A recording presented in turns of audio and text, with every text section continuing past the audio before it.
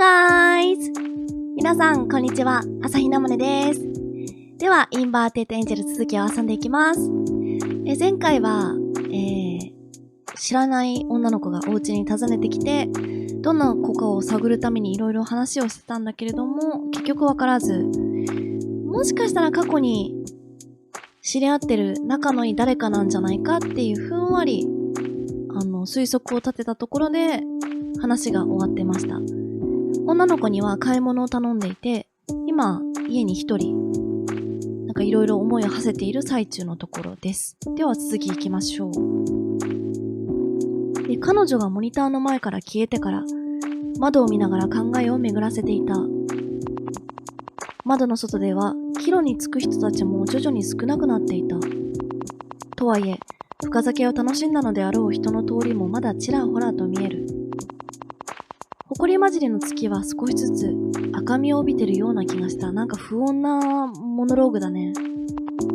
普段なら散歩をするには心地よさそうな夜だと思えたのかもしれない。普段通りでない夜を持ってきた彼女は、そろそろコンビニに着く頃だろうか。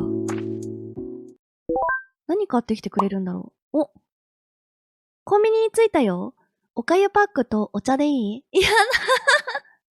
いや、みんなさ、何買ってきてほしい？病気とか弱ってるとき。私、あれだな。おかゆパックとかやだな。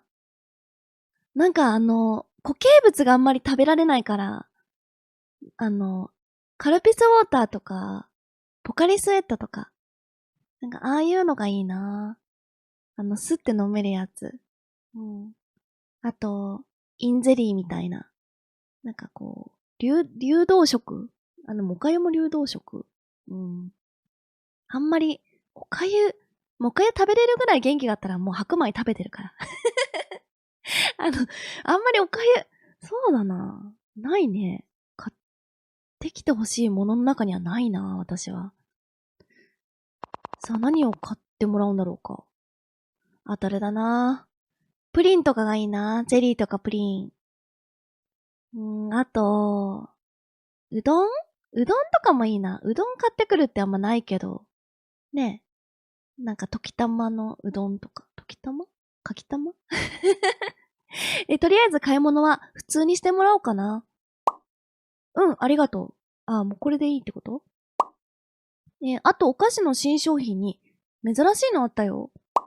生八つ橋焼いちゃいましたってやつ。焼かないで。何よ。ちょっと待ってよ。すごいなんか親しい仲じゃない？このレス。焼かないでって。何よ？世話？違う。胸？違う。焼き餅？部分的にそう。ちょっと待って。これさ、ちょっと、絶対仲いい人たちのやりとりじゃないの？他の子に手を出したら焼き餅じゃ済まないよ。手を焼きます。君の。結構怖くない？待って。結構怖くない今の。ちょっと私が怖く読んじゃったからかな。今のちょっと怖くない？絵文字もともとないから感情の起伏がね、わかんないけど。仮に恋人だとしても、付き合いには手を焼きそうだな。冗談はさておき、今からお会計して戻るね。ありがとう。あと郵便受けにいろいろ入ってたから、もし元気あったら開けておいてね。帰りに持ってこうかと思ったんだけど、荷物多くなっちゃって。そんな仲いいの？郵便受けを勝手に見るほど？郵便受け見るって結構じゃない？ちょっと待って。郵便受けを見ることってあるのかな？ちょっと待って、これ私わかんない感覚かも。すごい仲のいい恋人同士なら、郵便受けの中って見るのか？見ないと思うけど、もともと一緒に住んでたとか？別なとこで。そんぐらい仲が良かったとか？郵便受けか。急ぐ書類もないはずだし、また今度でもいいかな。あれでもなんか主人公も受け入れてるな。それにしても、もはや郵便受けを除くくらいは当然だと言わんばかりだ。いや、やっぱそうだよね。おかしいよね。持ってくると言っても、どうやって郵便受けを開ける気だったんだ？そっか。どうやって郵便受け開けるんだろう？鍵もないのにね。あれかな？鍵ピッてやらなくても開くタイプの？ダイヤル式のやつとか？どういうタイプの郵便受け？ダイヤル式もわかんないよね、普通。あ、郵便受けの番号知ってるわけじゃないよ。開けるときにちゃんと聞こうと思ってたの。私にも常識はあるよ。自分で何かを察したかのような弁明が届いた。ちょっと待って。これ、これは勘違いだったってことだよね。私の思いすぎだったってことだよね。彼女の中での常識がわからない。郵便受けを勝手に開けたらおかしいと思えるなら、まず郵便受けを覗くのをやめてほしい。確かに。でも見えるぐらい郵便受けの中にガサガサガサって大量に刺さってたのかな、もしかして。帰ってくるまであと5分くらいかな。彼女が直接関わりのあった誰かならバイト先の話くらいしていてもおかしくない。バイト先のね、出来事を話してるぐらいの仲だもんね。それならば、どうして自分は彼女が誰だかわからないのだろうか。自分が忘れるだけの理由があるのか、彼女の姿を知らないのか、他にも可能性があるかな。なんで知り合いなのに自分が彼女わからないか。そうだね、これ知りたいな。新たな謎が生まれた。来た来た。あれ、思ってたよりも帰ってくるのが早い気がする。そんなに急いで帰ってきたんだろうか。今から次に一人になるまでの会話に違和感があれば覚えておくと良いでしょう。違和感？どういう意味？推理パートのヒントが散りばめられてんのかな？ちょっと注意してみてこう。女性。ただいま！お待たせ。自分。ありがとう。ありがとうじゃなくて、買ってきたものどうするの？開けてよ。さっきは家に上がるのは諦めるようなことを言ってたはずなんだけどな。そうだよね。なんでこんな心変わりしちゃったの？単純に渡したいってことなのかな？自分、完成させたらまずいじゃん。ドアの前にかけておいてよ。女性、それはそうかもしれないけど、買い物袋を渡すくらい平気だよ。かかってる病気の種類にもよるけど、そうだよね。手渡すくらいならって、風邪ぐらいだったらね、思っちゃうかもしれないな、確かに。なんで、逆にそんなに重い何か流行り病にかかってんのかな、主人公は。そうじゃなかったらちょっと失礼な気もするけどね。家まで来て、買い物してくれて。知らない女性、気にしすぎだと思うけどな。自分。いやー、感染した時に買い出しを頼んだら普通そうするもんだよ。でも、買い出し頼んだのに、あれかな、買い出ししてくれたお礼とかはお金とかどうするんだろう。女性。私は、普通どうするかじゃなくて、どうして君はそうするかを聞いてんだよ。私は感染するかもしれなくても、顔を見たいって言ってるの。自分、こっちも顔を見たいに決まってるじゃん。自分、でももし万に一つでも感染させちゃうかもと思うと不安なんだよ。早く治すから待っててよ。いや、ちょっと待って、誰かもわからないし、連絡先わかるから、いざとなったらね、お金を返したりお礼を言ったりするような中ではあるんだろうけど、ちょっと冷たすぎやしない？そう？そっか。じゃあ私も我慢するよ。でも、買い物袋も大きくなっちゃって、ドアにかけるのは難しそうかな。なんで大きくなった？お粥とお茶だけじゃないの？なんかお菓子とかいろいろ買ってくれたのかな？帰るときに床にでも置いとくよ。やり過ごすために彼女の納得しそうなことを言ってみたけれど、うまくいったらしい。女性、それで納得するなら同じことじゃんって思ってるでしょ。めんどくさい女だなーって。思ってない。全然思ってないよ。そんなことないって。女性、女心なんて、誰に対しても使い回せる心はないんだよ。自分、じゃあさっきの答えは不満なの？女女性。そういうわけじゃないけどさ。それは嬉しかったし。自分、それなら別にいいじゃん。とにかくそれはそれ。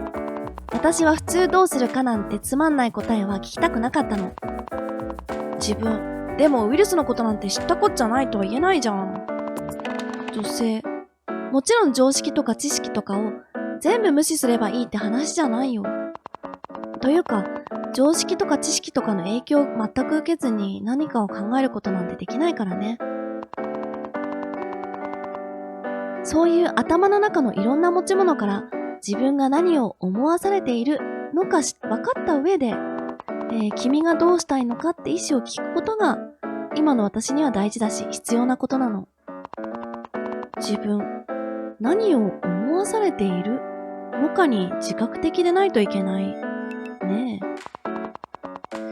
じゃあさ、あくまでその意思が自分の本音だったら、しんどさを押してまで顔を見るほどではない。ねえ、ちょっと主人公ひどすぎない？ねえ、それさ、言わなくてよかったことじゃん。しんどさを押してまで顔を見るほどではないって言っても納得したの？失礼だな。君は自立と綺麗な対幻想を両立しようとは思わないんだね。何を言ってるのか全くわからない。でも何かに怒ってることはわかる。君は私との関係をあんまり特別だと思っていないんだねってこと。何を言ってるのかわからなそうな雰囲気を察したのか彼女は補足をしたらしい。でも補足をされたところで結局は何を求めていたのかよくわからない。でもさ、ここまでの流れ的に心配をちゃんとしてあげたら素直に喜ぶし、特別な対応をせずに一般的な枠組みの中でこう答えると怒るわけじゃん。特別に扱われたいんじゃないの？彼女はただただそれだけの話じゃないの？何を求めてるのかわからないなんて本心は言葉にしない方が良さそうだけど、そんなこと思ってないって。女性、よくわかってないのに適当にごまかしたよね。でも取り繕おうとしてくれてるだけでも致命的ではないってことにしてあげる。それに私がいないと君も困るでしょ？自分、まあ実際買い物してきてもらったのは助かったよ。もうお礼言いなさい、ちゃんと。女性、そうだよね。恩着せがましいことを言う気はないけど感謝してよね。自分、わかってるって。ありがとう。なんか軽いんだよな。女性、どういたしまして。なんか誰だかよくわからない人に対してちょっと軽すぎるよね。もうちょっと丁寧にしてもいいんじゃない？それにさ、こんなこと思っちゃうのは変かもしれないけど。もう動けなくなる君のために買い物してあげるの。ちょっとドキドキしちゃった。どういう意味？なんか怖い！どういうこと？どういうこともう動けなくなる君のためにってどういうこと？なんかまるで病気が回復しないかのような言い草なのはなんで？どういうこともう動けなくなる君って何？これが違和感まさか。感染しちゃった人ってまるで監禁されてるみたいだな。なんか怖いぞ。なんか怪しい感じになってきたぞ。話の流れが。不穏なこと言わないでよ。女性。もちろん本当に監禁したいって言ってるんじゃないよ。こんな感じなのかなっていう気分だけ。その気分を楽しんだ時点で十分に予備軍ではないだろうか。女性。でもウイルスはいいな。君とずっと一緒にいられて。さっきも言った通り好き好んでウイルス買いをやってるわけじゃないんだけど。女性。好き好んでって二重の好きっぽくて可愛い言葉だよね。まあ好きと好んでっていう二つのね、ダブルミーニングね。君は好き好んで一緒にいる私のことが好きすぎってことだね。彼女とも今好き好んで一緒にいるわけではない。絶対口に出すなよ、これ。でもウイルスにかかってるのも閉じ込められてる状態だと思ったらさ、言うなればウイルスに監禁されてる状態なわけじゃん。こういう時もストックホルム症候群に陥っちゃうなら、それって誰が悪いんだろうね。またよくわからない話が始まったな。どういうこと？すごく簡単に言うと、誘拐とか監禁をされてる被害者が、その加害者とずっと一緒にいるうちに、好意とか信頼を抱いちゃうことがあるって現象。知ってた？これ私聞いたことあるかもしれない。なんか同情しちゃうというか、同情がなんかこう、ね、過ぎてさ、好意を抱いてるって勘違いしちゃうって話じゃなかったっけ、これ。いや、ストックホルム症候群は知ってるよ。これ本当に好きになるんだっけ？確か、ストックホルムの銀行強盗事件で人質が強盗に好意を抱いちゃって、で、強盗をかばったり、警察を邪魔したって話だよね。そうそう。そうじゃなくて、こういう時もっていうのは、どういうこと？ストックホルム症候群に当てはめるなら、君の言う通り今の監禁犯はウイルスじゃん。もし肉眼でウイルスが見えたり会話できたりしても、恋愛感情までは抱かないと思うけど。女性、ウイルス相手でも浮気したらかもして殺すよ。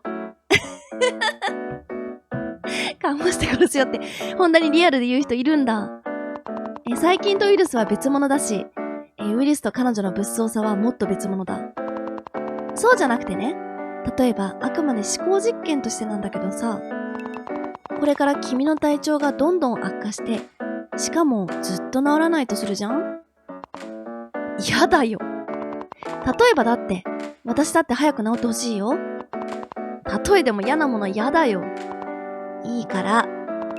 仮にそうなったら、私が毎日こうやって買い出ししてあげることになるでしょ？他に頼れる人もほとんどいないだろうしさ。そんなのわかんないじゃん。確かにな。でもこういう関係も知ってるってことなのかな、この子は。そうじゃないんだ。わかるよ。君は人に心配をかけたくない人だから、気軽に何か頼めるような友達も少ないだろうし、そういうタイプなんだ。なるほどね。で、しかもそういう性格だってことも分かってるんだ、この子は。結構仲いいんじゃない？やっぱり。かといって、近くの家族だって弟さんも、家族構成も知ってる？南極観測隊の隊員でしょ？すごいな。弟が南極観測隊の隊員なの？この主人公。あれ？そうなの？なんで自分の弟のことを？知らなかったの？確かに弟はいつか南極観測隊をやりたいと言って気象庁に入った。自分も今の今まで知らなかったけど。なんかちょっと変じゃない？なんで自分が知らない情報を知ってるの？どっから聞いたのそれ。いよいよ選ばれたのなら喜ばしいけど、それは喜ばしいけれど、南極観測隊の情報って、確かに一体どこから？とにかく、君は今ずっと寝込むことになったら、他に頼れる人もいないでしょ？なんかストーカーかやっぱり。いやでも違うな、ストーカーかって最初思ってたけど、未来の彼女かもって思い始めたんだ。私はそうだ。あれでも、違和感を感じるところって、いやでも2つあったよな、今まで。違和感1つ目が、あれなんだっけ？忘れちゃった。感じた違和感忘れちゃった。感じた違和感忘れちゃった。あれなんだっけ？なんか怖いこと言われた気がしたんだけどな。忘れちゃった。で、感じた違和感2つ目がでも今の弟くんの情報？なんだっけ？君がもし動けなくなったらみたいなことだっけ？あれ合ってる？確か、君がもし、このまま、なんか、動けなくなって治らなくなったらみたいな話だったっけ？ちょっとでもなんかそのあたりだった気がするな。じゃあ戻ります。知らない女性。君は今ずっと寝込むことになったら他に頼れる人もいないでしょ？だから毎日私に頼るしかないってわけ。まあ、一旦そういうことにするよ。もちろん君のためなら、本当に毎日買い出ししてもいいけどね。でもそうすると、ある意味で、君を生かすも殺すも私次第になるわけだよね。自分、考えたくもないけど言ってる意味はわかるよ。女性、そんなある日私が、毎日もう嫌、明日から来ないって言ったら、自分見捨てないでよ。見捨てないよ。と言いたいところだけど、私が恋人のままかどうかは、君の行動にもよるんだからね。これは確か、彼女が今日現れた時に言った言葉。恋人かどうか変わるんだからねっていうのはやっぱ今恋人なんだね。彼女の中では。こっちは覚えてないけど。っていう態度を私が取ったら君はどうするね。試されてたこれ。これ試してたのか？ちょっと待って、バックログ見る。ち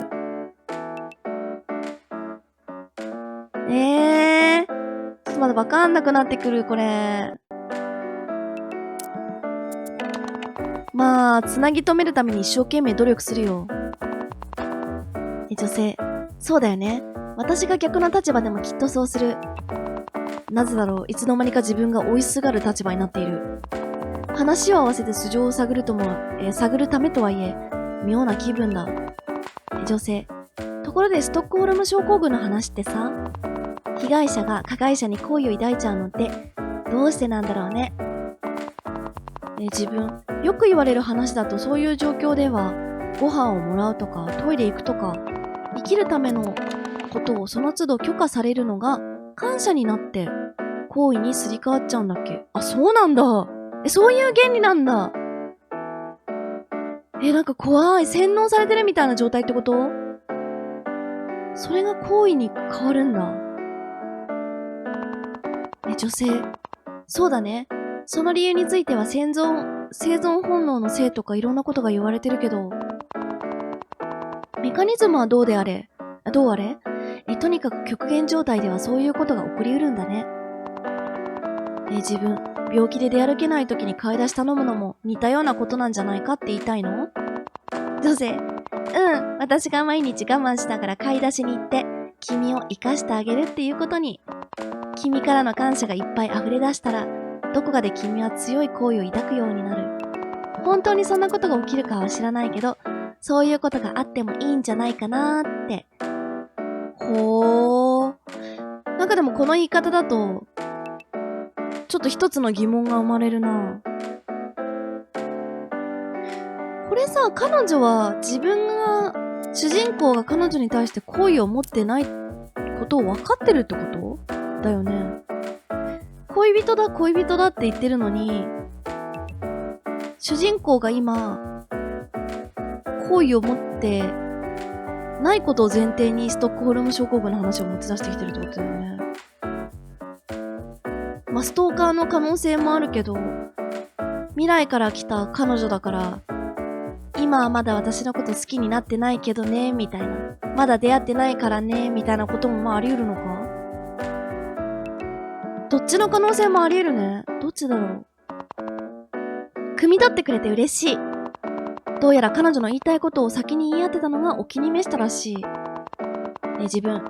でも、元から買い出しに行ってあげる仲なら、もともとお互いに恋があんじゃないの？女性。それは関係ないよ。好意は有無じゃなくて、大小だし。これはでもわかる気がするな。好意はあるかないかの二択じゃないんだよね。わかる。好意はレベルなんだよ。レベル。それに思考実験の中の君は私を都合よく利用してただけかもしれないよ。嫌に後ろ向きだね。そんな風に思わないでよ。何も言ってないんだけど。でも確かに、普段ならあっさり諦めて別れ話になるようなドライな人だったとしても、そんな状況なら追いすがってしまうってことはあり得るかもね。そういうこと。それでね、ここまでは前提なの。前提？私が気になってるのはさ、ストックホルム銀行の事件だと、BGM なくなった。何？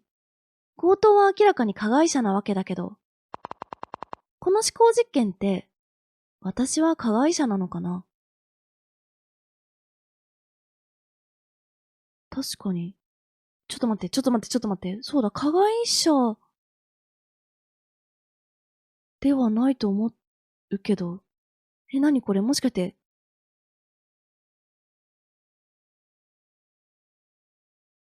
主人公が忘れてるだけでなんかひどいことをされて記憶をなくしちゃってるっていうパターンもあり得るのかな。あ、怖い怖い怖い、なに君が生きる権利を握っても、私は悪くなくない？監禁してるのは、ウイルスじゃん。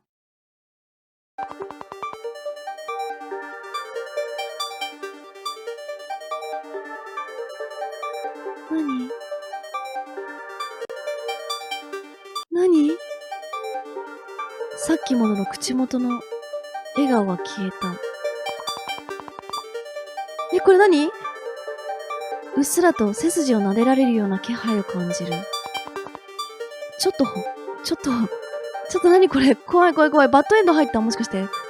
ちょっと本気っぽいんだけど。思考実験だってば。これは本当にただの雑談なんだろうか。根拠はないけれど何か意図があるような気がする。自分、生活状況を脅しに使ってる時点でそれは加害者なんじゃない？女性、私が買い出ししてほしいなら100万円払ってとか言い出したのなら脅しだと思うよ。でも、私は毎日もう嫌だって言っただけだよ。何かを要求しているわけではないってこと？そうだよ。この思考実験の中の私は自分の人生が君に縛られ続けるのが嫌になったの。何？それで君を見捨てたら加害者になるなら逆に私が監禁されてるようなものじゃない？まあでもわかる気がするな、言ってること。そう言われると、ヤングケアラーとか介護にも通じる状況に聞こえるね。とはいえ彼女の思考実験の発端は全く違う動機だ。ただ、それが本心ならそうだけど。この話は好意を植え付けるために疑似的な極限状態を作ることを意図してるじゃん。その毎日もう嫌だも脅迫のための嘘かもしれない。女性、それはさっき偶然ストックホルム症候群の話をしたからこの場ではそう思えるだけの邪推だよ。自分、何の関係もない話だったというのは無理があるよ。女性、そういうこと言ってるんじゃないけど、まあいいよ。確かに私の毎日もう嫌だって言葉は本当の意思を隠すものかもしれない。でも本当の意思かもしれないでしょ？それは、他人の頭の中なんか見えないし、言葉にできることは考えてることのほんのひとかけら。思考実験の中の私はそれまでずっと君のお世話をしていたって行動は本物なんだから。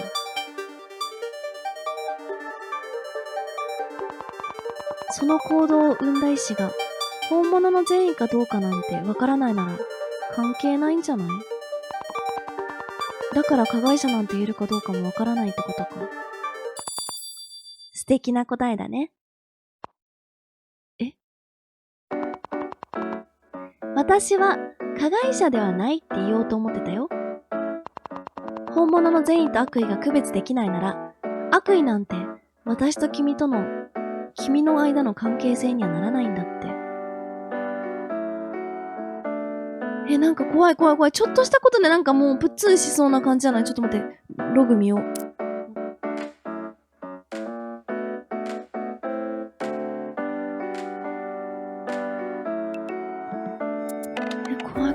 怖い。ちょっとバックログをちゃんと確認したところで進みます。だからそうやって好意を無理やり抱かせても悪者呼ばわりされる筋合いはない。それが私がもともと思っていた結論だよ。もともとってことは考えが変わったの？君の言うようにわからないの方が素敵な答えな気がする。この思考実験は罪に問われるかじゃなくて本人が罪だと思うべきかどうかの話だから。その本人が自分の頭の中に聞くのがいいんだろうな。それは自分に向けられた言葉ではなく、彼女自身に言い聞かせるような言葉だった。喋ってみるもんだね。君とお話ししてると楽しいよ。彼女が何をどう解釈したのかはわからないけれど、自分の答えは褒められているらしい。よかった。バッドエンド回避したんだ。よかった。そっか、それならよかった。彼女は何の意図もなく本当に雑談を楽しんでいただけだったんだろうか。彼女の声と表情に明るさが戻ったことに不思議と安堵している自分がいた。女性、思考実験とはいえ、君のことを見捨てるとか治らないとか考えただけで辛かったよ。そんなことしないからね。ね？わかってるって。さっきまでの理屈っぽくて不安な声とかあって、まるで普通の女の子。彼女に隠されたシーンなんてなくて、ただ雑談を楽しんでいただけだったんだろうか。それに何より、彼女に自分の言葉を褒められるのは心地よかった。何今のブーって。時間が経ったよってことかな。気づけば彼女の話に付き合ってるうちに結構な時間が経っていたらしい。ずーっと立たせてたのこいつ。ダメじゃない、さすがに。かわいそうだよ。自分も体調悪いんでしょ？もう体調の悪さも相まって頭に熱も溜まってきた。自分ちょっと飲み物でも取ってきていいかな。喋り疲れちゃった。女性、それなら私もそろそろ帰るよ。また長々と喋りすぎちゃった。ごめんね。めっちゃいい子じゃん。しまった。一息つきたいという言葉が裏目に出たか。やはり常識的な気遣いはしてくれる人のようだ。しかしそうなってしまうのはまずい。まだ何も解決してない。いやもういいじゃん。一回返してあげなよ、もう。自分がわかんなくてもメッセージで聞けばいいじゃん、もう。買ったものはドアの前に置いておくから、おとなしく休んで。何？誰か現れた。あれ？まだ話してたの？こんばんは。なんとか引き止められないかと思うまでもなく、タイミングよく誰か来たみたいだ。誰だろう？さっき通った時もずいぶん長話してるなと思ったけど、何かあったの？モニターだと姿が見えないけど、大家さん。この声は大家さんだろうか。今時珍しく住民との付き合いを積極的にするタイプの人だ。料理が趣味らしく、作りすぎたご飯を配って回ることもある。へえ。というか、大家さんは料理が趣味なわけではなく、ご飯を作りすぎることが趣味らしい。でもこれわかるよ。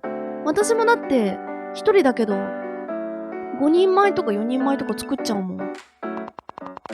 彼が例のあれに感染したらしくて、外で話してたんです。私別に怪しいものではないですよ。恋人なんです。お、言い切ったね。恋人さん？おいおいおいおいおいおいおい！ちょっと前には違う女の子が家に入っていった気がするけど。これやばいんじゃないの？本当ですか？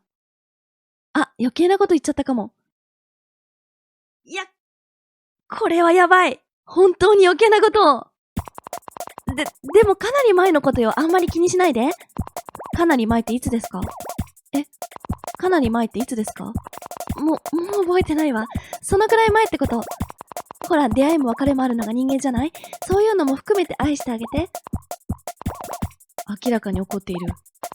彼女の言うところの無言にだって何かはあるというやつ。ほら、こうやって愛想をつかせれないようにしっかり頑張りなさい。せっかく来てくれた恋人なんだし、お茶菓子の一つでも渡してあげたら？手ぶらで来させて手ぶらで返しちゃかわいそうでしょ？いや待って、こんな険悪な雰囲気に入れたらやばくない？大家さんは無理やりに話をそらそうとしているらしい。じゃあ私はこれで。いやー、ちょっとまずいって、これは。まずい。非常にまずい。遠くから難しいこと付き合ってるのね、と聞こえた。余計な一言。彼女にも聞こえているのではないだろうか。聞こえてるだろう。インターホン越しに聞こえてんだな。ねえ。やばい。どういうこと？ちゃんと説明してよ。実際心当たりあるんかーい。ないことはない。ちょっと待って。なんでこんな、ストーカーなのかな？もしかして。未来から来た彼女だったら知ってるもんね。いや、未来から来た彼女説は消えたな、これで。だったら、知ってるもんね。過去の彼氏のことなんて。ストーカーか、やっぱり。しかし、大家さんの言う通り、過去に出会いと別れくらいあるだろう。とはいえ、彼女を刺激することを言っても大丈夫だろうか。ダメ、絶対ダメ。ここはさっきの自分の想像に従ってどんな返答をするか決めよう。彼女が昔の知り合い。もし、将来結婚する約束をした幼馴染とかなら、あり得る。確かにそれはあり得るぞ。将来結婚する約束をしたみたいな、あり得るな。でも幼馴染忘れる？普通。忘れるか。いやでも、幼馴染だったら急に慣れ慣れしいメッセージもまあわからなくは。現在の恋人の存在をほのめかすのは揺さぶりになるんじゃないだろうか。言い出せなくてごめん。でも今は本物の恋人がちゃんといるんだよ。本物の恋人だなんてそんな。これ言っちゃっていいの？本物の恋人だなんてそんな。落ち込むか、怒るか、どう出る？そんなドラマみたいな言い方、恥ずかしいよ。は？確かに偽物と見比べたら、本物をもっと深く愛せるって言ったけど、これごまかせたのか？それにしてもだよ。ずるいよ。私を愛するために過去の恋があったなんて、まるで運命みたいじゃん。これはうまくごまかせたか？もう何も伝わってない。いやでもいいんだよ、これでもうなんか、どうにかなったから。でも勝手に納得してくれるなら、もうそれでいいか。話の通じなさが功を奏したらしい。でも、それはそれとして、その子の名前と住所、教えてよ。なんで？ほら、男は別名保存って言うじゃん。やばい、これやばい。これどうしよう、これもうダメだ。これもう終わったわ。だから私が消去してきてあげる。消去って言い方。消去したい。ね、早く消去しなきゃ。デジタルなデータになぞらえたにもかかわらず、彼女の消去は物理的な意味に聞こえてならない。絶対そうだよね、この言い方。怖くてその真意を確かめる勇気はなかった。ねえ、早く教えてよ。住所なんか知らないよ。もう連絡先も消しちゃったし。じゃあ名前だけでもいいよ。わかるんかい、それで。ノートに名前書くとか言うつもり？死神なんかに頼らなくても大丈夫だよ。デスノートもう怖い。何この子。そんなことができるのかさておき、まさか本当に名前を教えるわけにもいかない。無理にでも何か話題を変えられないだろうか。誰だろう。大家さんだー。ということで、助け舟がやっと入りました。大家さんからのメッセージ。さあ、次はどうなる？ということで、今日はここまで。ご視聴ありがとうございました。また次の動画でお会いしましょう。バイバーイ。頼む、救われてくれ